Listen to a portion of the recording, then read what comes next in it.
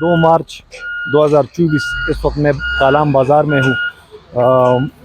آج برفباری کا تیسرا دن ہے، مسلسل برفباری ہو رہی ہے۔ اس وقت کچھ تھم چکی ہے، لیکن پریڈکشن یہ ہے کہ کل دوپہر تک یہ برفباری جاری رہے گی۔ تو ہم پوری کوشش کر رہے ہیں، مین روڈ بھی کھلا ہے اور اترو روڈ پہ بھی کام سٹارٹ ہے، بنیو روڈ کلیئر ہے، NH CNW اور KB سارے مختلف کار کام انتہائی تندوری سے انجام دے رہے ہیں۔ اپر فار ڈیولپمنٹ اتھارٹی کا تو مقصد یہی ہے کہ وہ عوام کو اور ٹورسٹ کو سہولت دے، تو کافی حد تک تو اس میں ہم کامیاب ہو چکے ہیں۔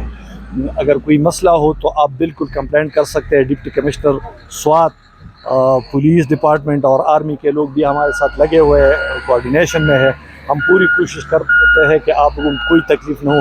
ایک ریکویسٹ کروں گا سیاحوں سے جو نیچے سے آ رہے ہیں، تو اگر بحرین سے اوپر اگر ان کے پاس آج ٹھیک ٹھاک گاڑی نہ ہو، چینز نہ ہو، 4 وہیل نہ ہو، تو آج سفر کو ایوائڈ کرے۔ انشاءاللہ کل آفٹر نون میں موسم انتہائی کلیئر اور خوشگوار ہوگا، تو پھر آپ آئے اور کالام کو انجوائے کریں۔